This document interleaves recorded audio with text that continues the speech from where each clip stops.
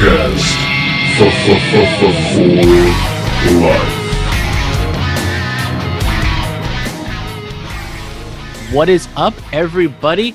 It's your boy, Brandon Tanguma, here for night 1 and night 2 of the NXT Takeover Stand and Deliver recap. But you know, I never do it alone. He's my tag team partner. He's the J to my Jimmy, the Oli to the Arn.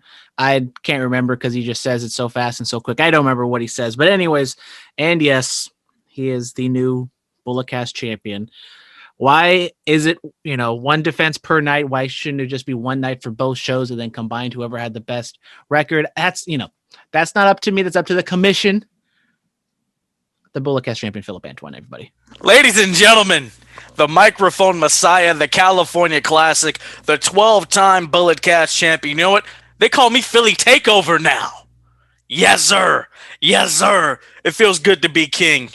When you think about world championship wins, you think of Flair, you think of Cena. The only other person I know that is 12 is Hogan, and, well, I'm not in the same conversation as him because, frankly, I'm better, better entertainer, better human being. Yeah, man, it feels good. Feels good to be the world champion one more time. I love it. I'm very, very grateful. I'd like to thank the Academy. I really would, I do it for the people. I'm the only traveling champion in the history of this show. I've gone all over the Bay Area with that thing. So this is a huge honor. But we're here to talk about NXT Takeover Night 1 and 2. Brandon, Night 2, it already happened. It happened right now. We just got done with it. Should we start with that? But you're hosting. So what are we doing? I am hosting, which means we start from the beginning. Okay, we start with night 1. And because I am hosting, I got to give respect to the pre-show because pre-shows matter. Okay, and we had a women's match. We had Zoe Stark taking on Toni Storm. Don't say it too fast, or else you'll say Toni Stark versus Zoe Storm. Very confusing. But anyway, Zoe Stark defeats Toni Storm. We haven't seen Toni Storm, I believe. Toni Stark? Toni Storm. Don't get me confused, Phillip. All right, I'm already being very careful with my words to begin with. We haven't seen Toni Storm since, I believe, the last takeover when she lost the triple threat match with Raquel and Io. She just randomly comes back and then loses to Zoe Stark, who just loses all of her matches. That being said, to Raquel and Io, but she's always losing her matches, and now she beats Toni. Phillip, what is going on here? I'm a big Toni fan, and she gets her moment to shine kind of in a takeover, then she loses. Oh, no, she had a match on NXT a few weeks later. She lost that match, and that's the last time we saw her, and now she's losing to Zoe Stark. Yeah, I saw that she lost to her, and I was just like, oh, okay. Toni, she's the bigger star. I don't know. I don't know. They want to give the rookies the wins, I guess. They want to give the rookies the wins, yet she comes in, wins her first match, then loses like 3 straight, and then now she gets another win. So fantastic. 50, not even 50-50 booking because she's still under 500. That's we need Steiner for that math. That's what we need. 420 booking. There you go. See what you did there. It's coming up too. We get on the stage to perform America the Beautiful. We have Nita Strauss. Shout out her. She's been on WrestleMania. She's been a part of NXT a few times. But the official first match of TakeOver was Kushida taking on Pete Dunne. This was the match to determine who is the best technical wrestler. And for the most part, this was a technical clinic. The advantage went to Pete Dunne. Pete Dunne got the win at around the 10-minute mark. Pete goes to the fingies, which is always his go-to move, goes for the snap, step on the fingies, and he hits the bitter end for the win. No shock here. Pete Dunne consistently being on, a higher level than Kushida, but still a really good match. Yeah, this was Kushida's moment, and he didn't deliver at stand and deliver, so I don't know what's next for him, man. I think it's back to the drawing board, maybe, possibly.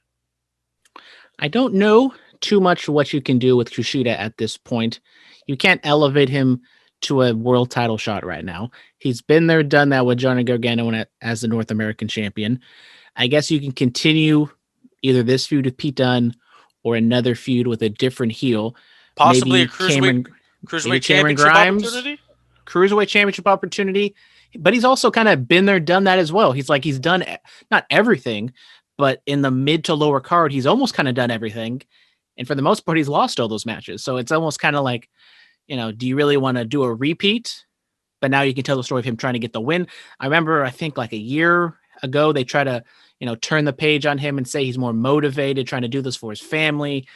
And it's just kind of same old with Kushida. And I think we talked about it a little bit on the regular Bulletcaster on the IG Live, where, Kushida, he kind of did everything in New Japan. I was excited to see what he can do in NXT. And honestly, it's been a little bit of a disappointment.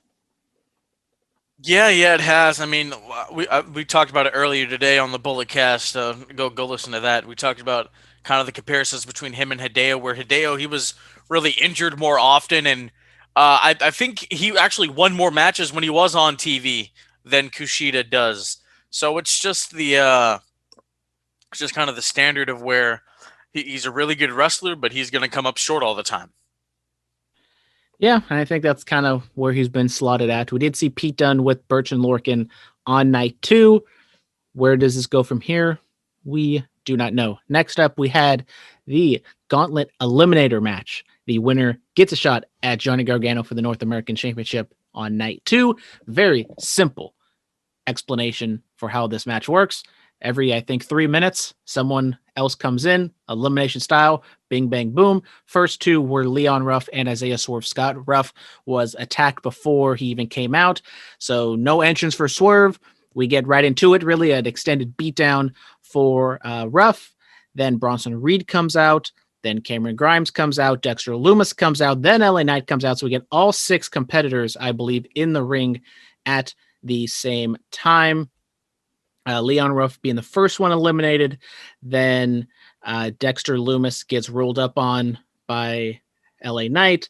Then Bronson Reed pins LA Knight again. Then we get Swerve and Bronson Reed going back and forth. All in all, the match goes around 23 minutes, and Bronson Reed gets the win. The LA Knight entrance, I got the Eli. I mean, he's Eli Drake forever. I mean, he hit the "Let me talk to you," loved it all. Should have kept his name. LA Knight winning would have been something different. As I look at a can of Bud Light, I thought it would have been something. I got scared. I lost my beer. It was behind my computer the whole time. Thought it should have been a different route that they could have went, but the big thick boy Bronson Reed, an impressive performance in the 6-pack challenge, 6-man gauntlet, whatever they called it, and then tonight on night 2, oh my God, that was awesome. I forgot to mention my boy Cameron Grimes was in there as well. As I said, Bronson Reed and Swerve Scott were the last 2 men in the ring, and the action, the athleticism, everything I thought in this match was really well done, but the ending didn't exactly work for me because it was not really believable for me personally that Swerve was going to win this match. He hasn't done anything leading up to it.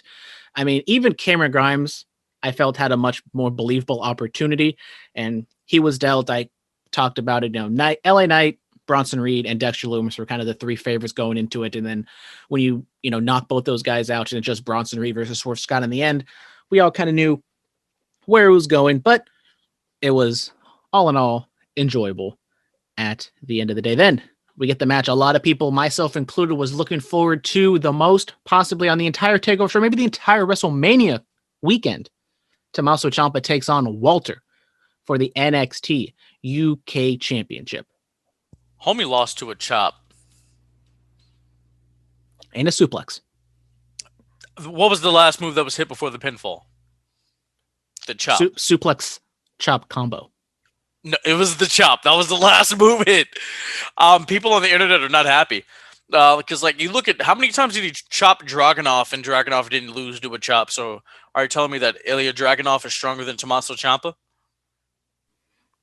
I am not saying that. I mean, that's kind of what they're saying. But this is Walter's gimmick.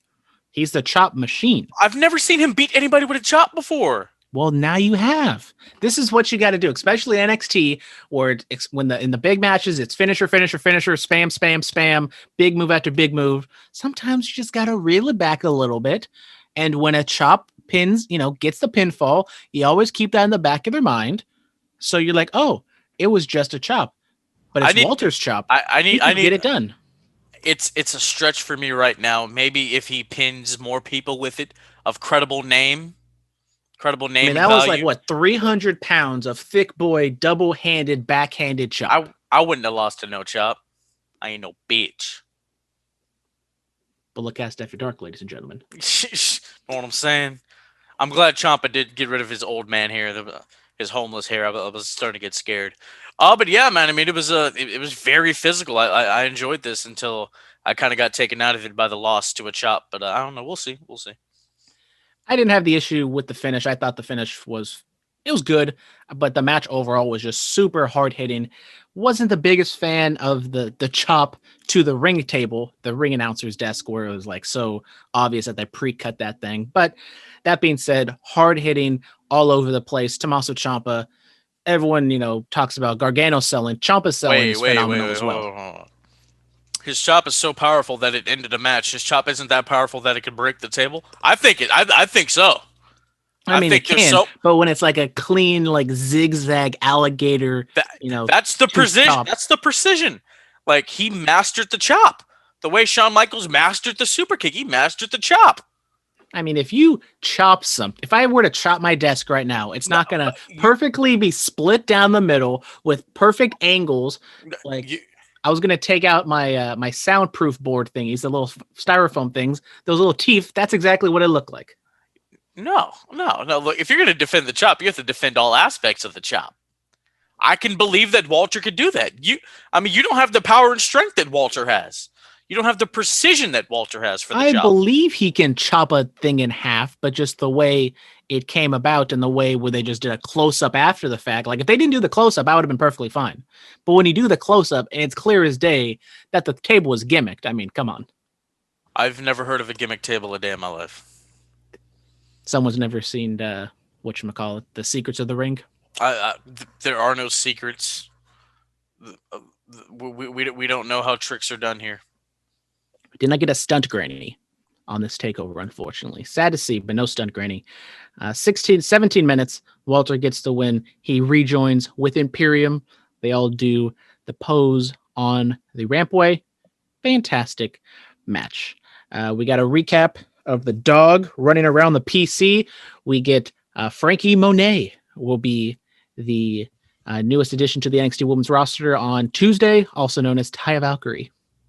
Really? That's Taya. Yes, that is Taya. Oh. Why would they do that? Why would they do that? Because you gotta own the name. No, you don't. Hey, bro. Unless you're Adam Cole, Kyle O'Reilly, Samoa Joe, Roderick Strong, AJ Styles,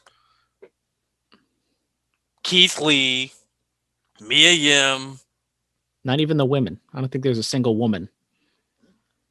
Mia Yim owns hers. Oh yeah, Mia Yim. I guess Mia Yim is the one. Yeah. Hey man, if I were that would be my one thing for going to WWE. Like whatever name I'm wrestling with on the Indies, I got to keep it. That's the rule. If you guys want me, you know what I'm saying. We come back. Well, technically, since there was the Peacock version and the USA version, the Peacock had a little bit extra stuff thrown in. We have a backstage interview with Bronson Reed. Johnny Gargano stormed in. So we get a little bit of a fun dynamic between those guys headed into their match tonight. And we get the triple threat NXT Tag Team Championship. This was vacated because of Danny Burch's shoulder injury that he hurt during a match with Karrion Kross. MSK, Legado del Fantasma, and Grizzled Young Veterans, the three teams in this match. This was a more traditional triple threat match where all three teams were in the ring at the same time. It actually makes sense. One of the things I hate the most is when they have the triple threat or fatal four-way tag team match and they have to have the convoluted spots of someone tagging in another team. But they didn't have it in this, which I absolutely loved. Really grinds my gears. There's too much going on where they're all in there. I like the tagging in. I'm a fan. I hate the tagging in. 15 minutes, 24 seconds. MSK wins and is your new NXT Men's Tag Team Champions. I really love this match. The beginning, little clunky, not little clunky at times, especially when it's a triple threat and you got the 6 men in there. You kind of got the resting that also happened in the gauntlet match as well. But at the end, they kind of written off Legado del Fantasma. So you got it between GYV and MSK, where those are the two teams you pretty much saw were going to be the winners. And so they had a nice little flurry the last 90 seconds to 2 minutes, and really enjoyed it. MSK gets the win. Feel good for them. And the new tag team wins the Dusty Cup and go on and win the tag team championships. This was like the acronym tag team championship. Jesus. I thought it was cool. I would have liked Legado del Fantasma to win. I think MSK chasing, chasing some heels would have been really cool. But you want to show that they're a dominant tag team. You want to show that it doesn't take 4 to 5 years of being at NXT to finally win the title. You just come right in. You take the division by storm, and you become champion. Nicely done. Yes, good for them. And we also know the new number 1 contenders, but we'll talk about that a little later. They show Saray, Sarray, a Japanese women's wrestler, in the audience with Stephanie McMahon. They advertised her a few weeks back on NXT. She made her debut. So we get another addition to the already loaded NXT women's roster. Congratulations. Don't know too much about her, but we've been 3 for 3, 4 for 4 with all the Japanese women NXT assigned, so I'm excited to see what she can do. Speaking of one of those Japanese women, Io Shirai, the NXT Women's Champion, defends against Raquel Gonzalez with Dakota Kai. Dakota Kai not in the corner. I believe she kind of walked her out, but Dakota Kai nowhere near the match, doesn't get involved whatsoever. And in the end, it goes 12 minutes, 55 seconds, and your new NXT Women's Champion Raquel Gonzalez. We failed to mention the set that NXT had for Takeover Stand and Deliver. They had the WrestleMania Pirate Skull in the corner. They also had kind of the Deadly Game Survivor Series 98 skull on the ramp. And Io Shirai, of course, jumped off that skull. And that was her kind of big shining moment. Little big old crossbody to her. Roll her back into the ring. They go back and forth for a little bit, but in the end, Raquel Gonzalez gets the win. Phillip, first, your thoughts on the staging? We didn't exactly talk too much about it. Different, kind of made it that extra takeover feel compared to what we see on regular NXT. I liked it. I noticed the skull tonight. I didn't notice it last night. I'm talking about the pirate skull in the corner for WrestleMania. I like how the ramp connects to the ring. I've always liked that aesthetic. I know Impact was famous for doing that for quite some time. This was a cool match. Io Shirai did a crossbody off that giant skull. She went for the moonsault. Raquel kicked out of it, and how did Raquel finish her? What was the move? She hits her one-arm powerbomb. One-arm powerbomb for the dub. Congratulations to the former Sonya Deville Jr.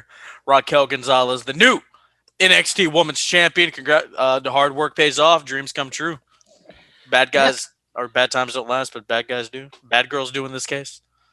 I thought Raquel was going to get the win here. She didn't exactly do too much in this match. Io definitely created a lot more of the movement, but Raquel wasn't asked to do too much, and what she did do, I thought it was really effective. I really enjoyed this match. It was short and sweet, 13 minutes, as I said, so they didn't overstay their welcome. The longer matches was for night 2. And overall, I really enjoyed the show, Phillip. Night 1, your favorite match and your overall grade. Oh man, I'll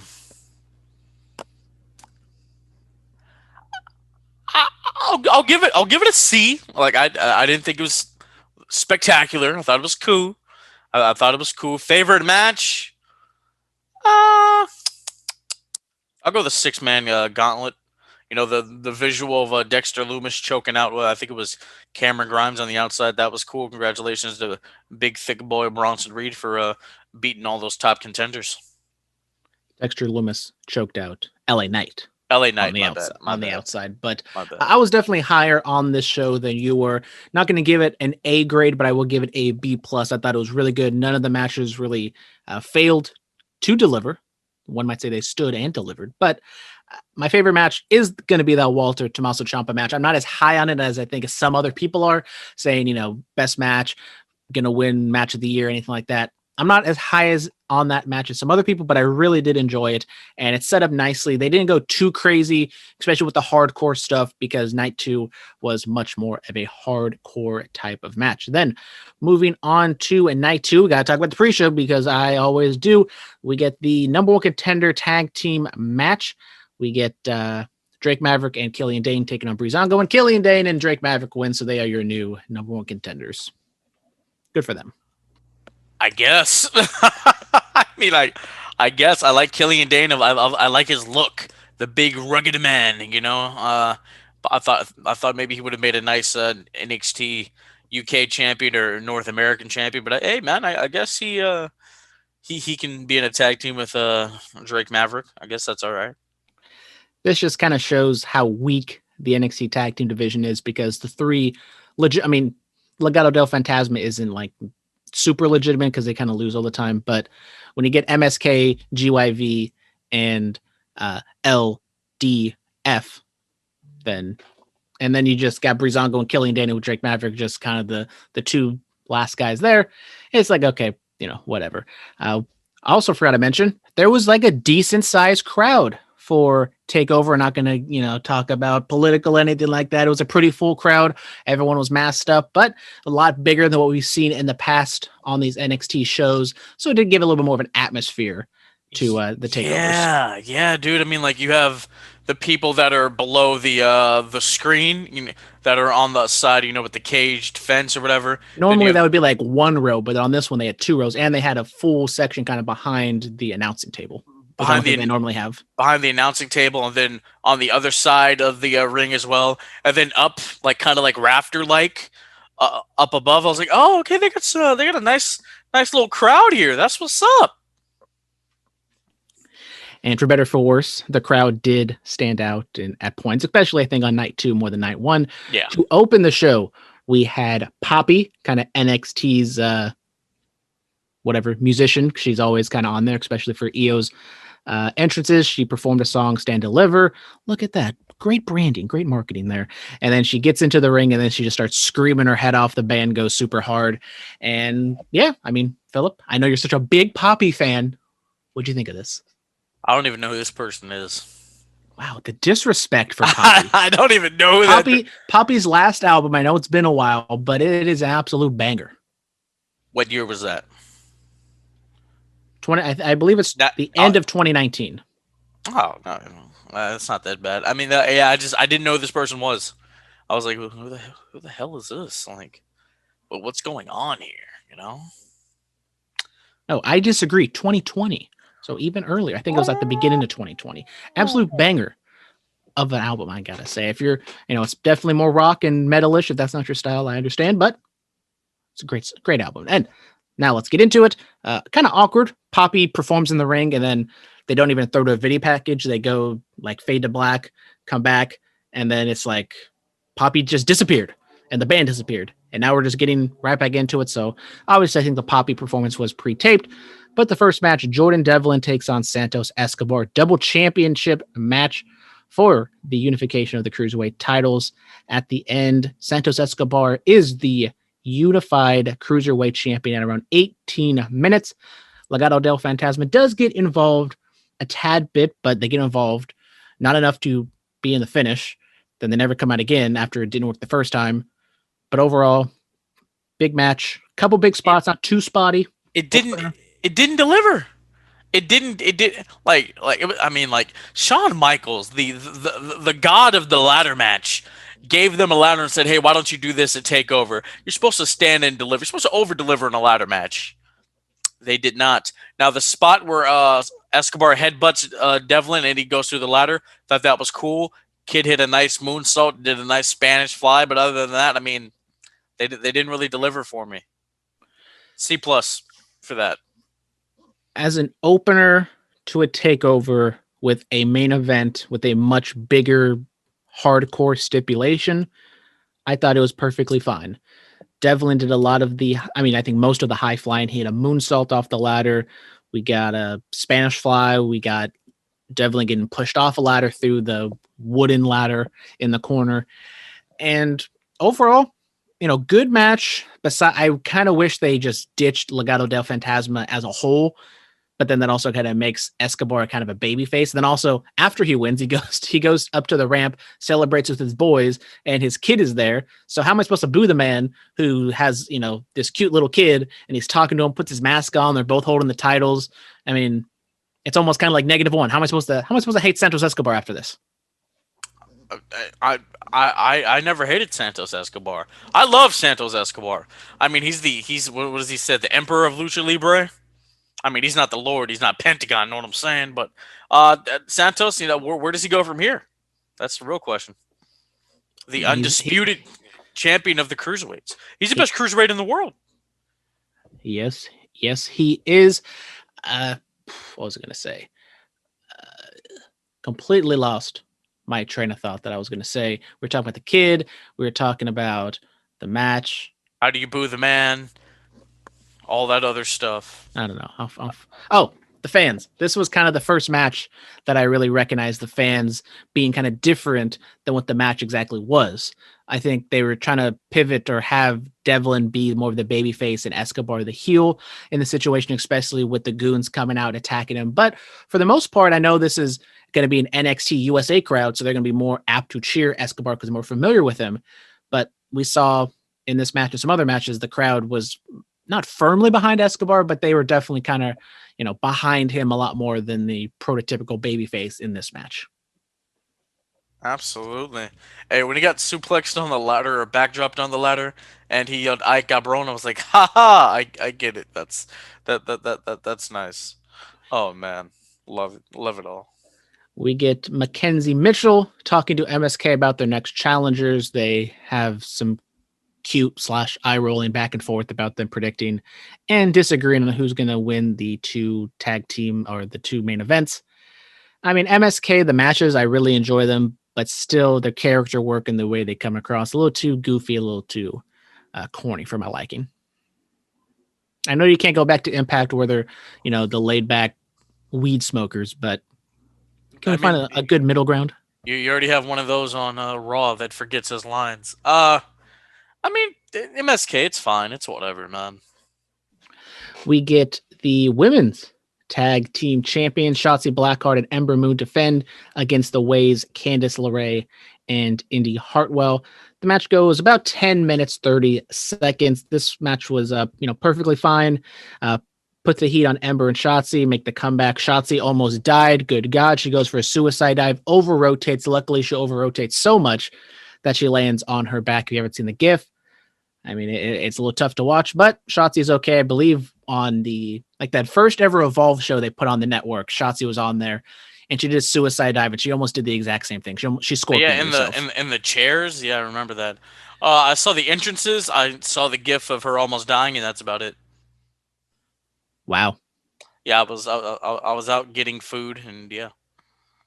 Well, anyways, this match was there. Nobody heard, so I can ask for. This was kind of this match could have fit perfectly fine on a NXT television main event.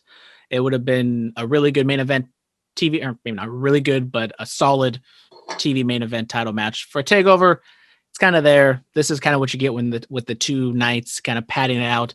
Overall, maybe you could have taken this match off or maybe put on night one, but you also have the TV constraints of USA, blah, blah, blah. So, I mean, this one was probably the low light, but that being said, it was still a really good match.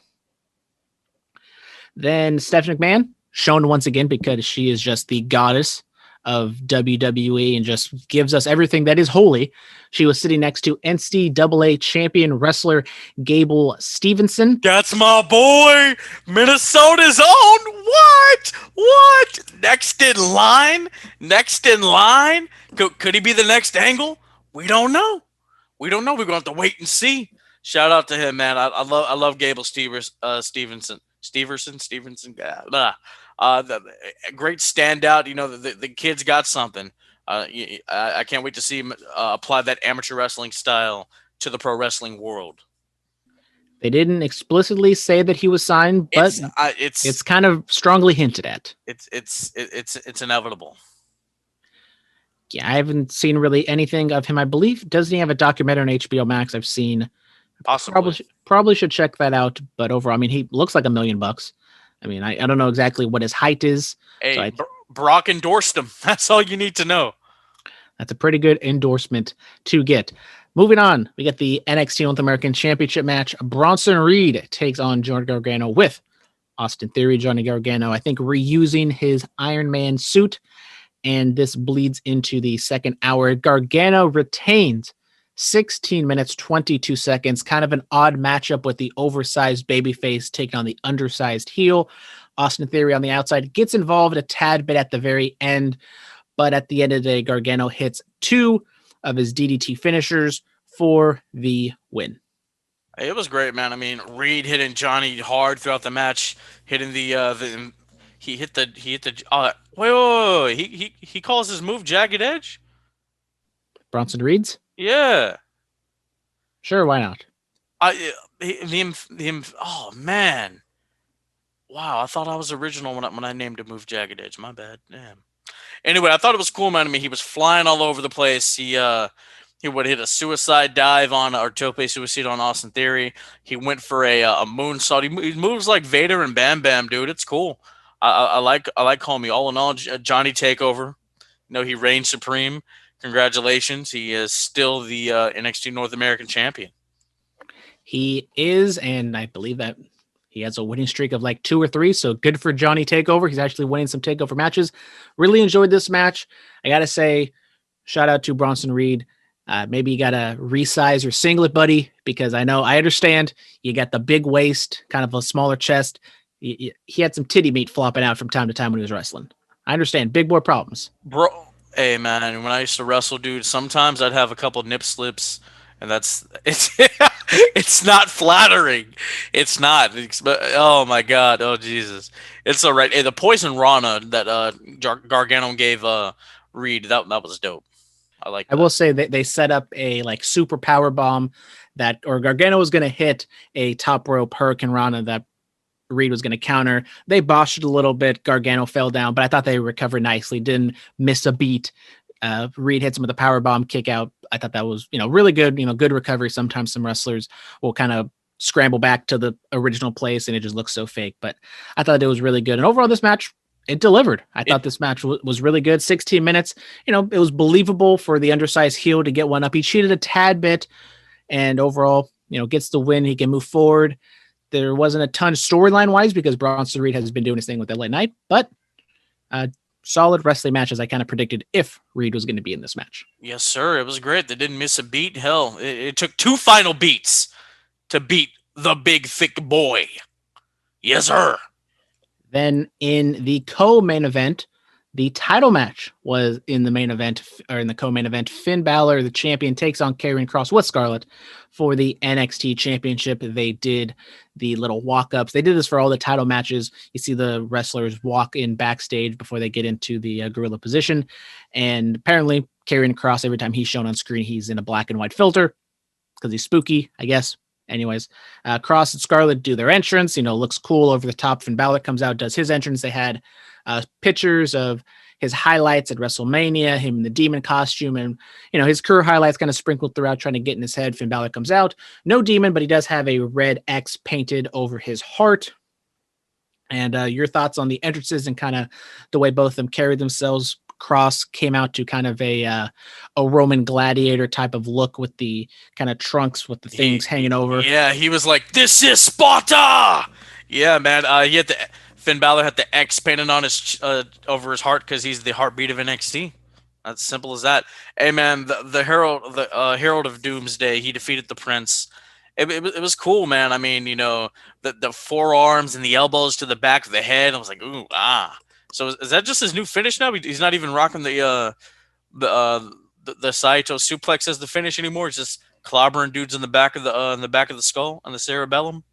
I guess the Saito suplex is the setup. It's like Walter and his chop. Like, what's the difference between Walter's chop and Karrion Kross's elbows? Okay, dude, if you throw your elbow full speed in the back of somebody's head and knock them out, yeah. If you chop somebody in the chest, you can lose your breath, and that's enough to kind of stun you for like 5 seconds. I'm just saying, like, if Cross elbows me in the back of the head, yeah, I'm down for a pinfall. If Walter chops me, I'm kicking out. That's all I'm saying. As you said, Cross wins 17 minutes it clocks in at. And I really enjoyed this match. Not as good, I would say, as Balor's other title defenses against Pete Dunne and Kyle O'Reilly. Maybe this means in the future, Cross with the championship matches, they're not going to be as top tier as the Balor ones were. But I mean, I know Baby Huey isn't a big fan of it. We kind of talked about it on the IG Live, but I'm kind of a fan of Cross. I like his look. I think he has a nice MMA type of background, the way he wrestles. It's not exactly pretty, but it's really hard hitting. And I really enjoyed this match. I haven't really seen the opinions, on the internet, but I quite enjoyed this. I thought this was a really good match. Yeah, I mean, it was cool. Scarlett, she really encouraged Cross to reach deep down and escape from the rings of Saturn, which Cross was he was trapped in. That Doomsday suplex, couple rolling elbows to the back of the neck, and boom, he's the NXT champion once again. This is the out of all the takeovers Finn Balor's wrestled as champion, this is his only loss at Takeover as champion. Isn't that something?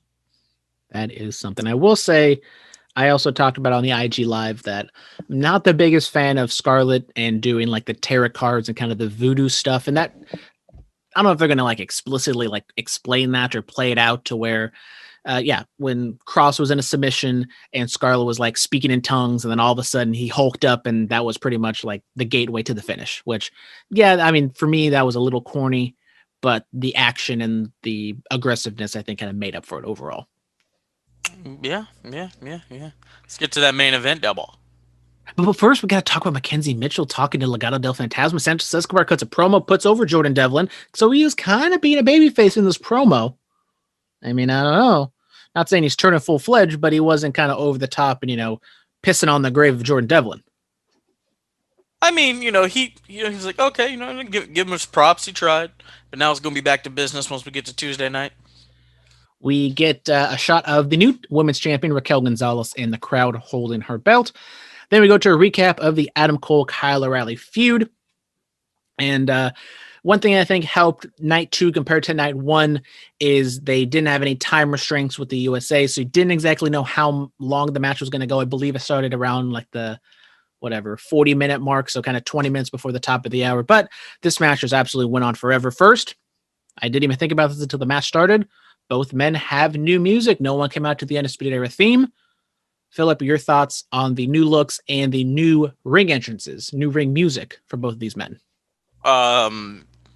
Adam Cole looks the same. It's just not the Undisputed Era logo on his gear. He has like a new logo, but it kind of looks the same. Honestly, I thought they were going to pull a move, and I thought he was going to come out to the Ring of Honor entrance theme. And it kind of sounded like it with those first notes of this one. I was like, oh, did they do that? But like, no, they didn't. But I mean, the entrance music, it's fine. It's whatever, They were flacked by security and whatnot.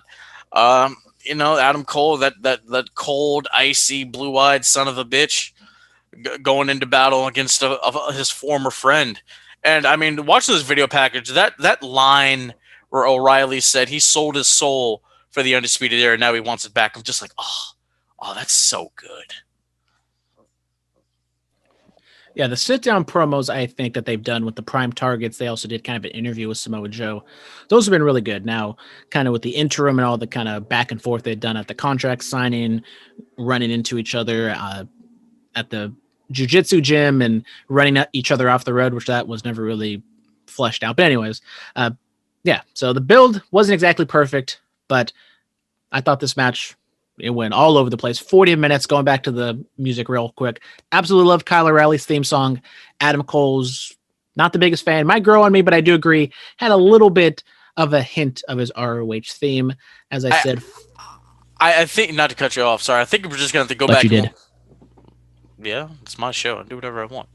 I think we're just going to have to like listen to them like on YouTube or something to kind of get the feel of it. Yeah. Back to the match. Oh, Kyle O'Reilly wins at 40 minutes and 18 seconds. Good God, this match went forever. This is something we've kind of seen with a lot of these main event super duper grudge matches in NXT. They just go super long. The match itself was good, but I'm kind of getting sick and tired of these overly long matches, to be honest, for NXT. Yeah, I mean they chanted both these guys, which I popped for that. I was like, "Oh, that's cool." I mean, Kyle O'Reilly got hit in the face with a TV monitor. He got put through the stage. He got pulled from underneath the stage. I mean, there was a chain. There was a toolbox. He was brain busted on top of the steps, and then he hit that diving knee to the back of Cole's head while Cole was on a chair for the victory. And he hit the last shot on Cole, and that didn't get the job done. And Kyle O'Reilly, like after the brainbuster on the steps, just barely getting that shoulder up. That was brilliant. I like that. At 40 minutes, I thought it was way too long, but I think the last 10 minutes was really good. If you just kind of chop out like 10, 15 minutes of kind of the middle filler stuff, then I thought this match would have been so much better.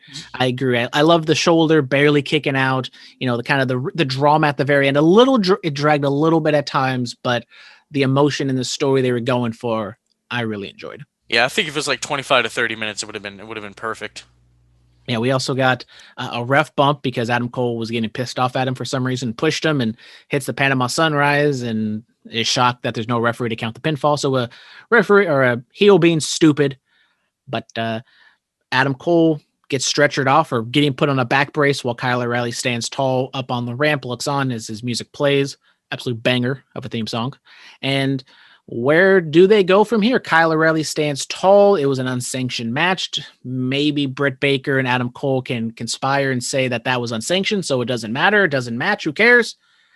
Is Kyle O'Reilly the next champion or next challenger, maybe next champion for Karrion Kross's NXT championship? I don't know, man. I mean, he needed this win. He's going to benefit from it in the long run. I don't know. I don't think you want to put him up against Cross right away. Let him do something else. We'll have to see on Tuesday. That's going to be the reset for a lot of this stuff. But I mean, all in all, I thought this was a good one. I'll give it a B plus. Thought it was cool. So you got B plus for night 2. You got a C or C plus for night 1. So average about a B minus. I'm going to give night 2 a B plus as well. So B plus all the way around. I haven't given an A, I think, for any show in a long, long time. It's NXT. It's kind of curved on a grade. It's kind of graded on a curve. If this was a WWE show, this would probably be like an AA plus.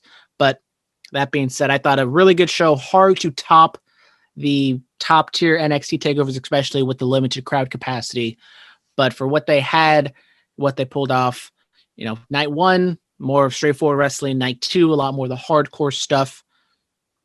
End of the Wednesday Night Wars, Phillip. I thought this was a good cap, good for NXT overall, a good start to WrestleMania weekend. Now, this is the last show we got till WrestleMania. I got to ask you, what match is there going to be a match at WrestleMania that will top any match from the show? Yeah, there are a couple. I think. For you? What was the overall best match of the show for this one? Oh man, night 1 and night 2. What was your favorite match? I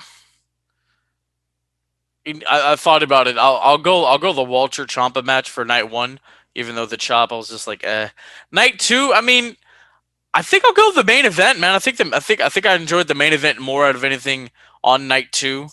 I mean, as we look towards WrestleMania, I think Cesaro and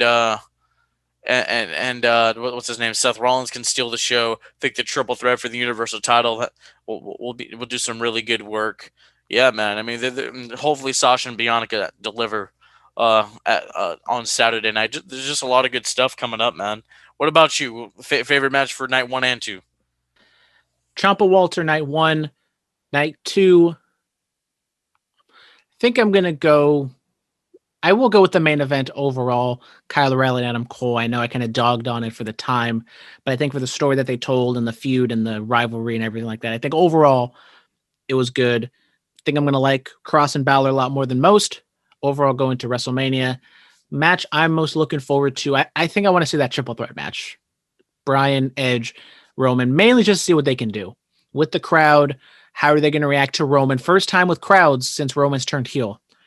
Is Roman going to get a very positive reaction? Is he going to be almost the babyface, the favorite? in that match. I know it's gonna be hard with Dana Bryan Dude, there, but you people are so terrible. Like this man, he was just doing what he was told to by the company, and you booed him. And it took this man having cancer for you people to cheer him. Like, you people make me sick. You people disgust me. Don't cheer him. Don't cheer him. You don't deserve to cheer technically Roman. didn't have cancer before. Okay, he but came to WWE. okay, but we didn't know about that. We didn't know. We didn't know about that. You know? Look, man, don't cheer. You people don't deserve to cheer Roman Reigns. I've been with Roman since the beginning. I've never booed him. I've never disliked him. I've been a fan of the head of the table since the Shield days, through and through. Never turned my back on him. Yeah, you people don't deserve to cheer him. People make me sick. You guys disgust me. I can't say anything because I may or may not have told Roman Reigns that Brock Lesnar was gonna fucking murder him while he walked past me at WrestleMania 31. Oh! Why would you say that to the tribal chief? He wasn't the tribal chief at that point. He was the big dog. He's always been a tribal chief. We just didn't know it. Know what I'm saying? Know what I'm saying? Man, if we ever interview Roman, bro, you can't be around.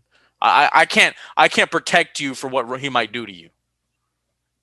Like, if we're live in person, I can't protect you for what he might do. He might choke you out right there. We don't know.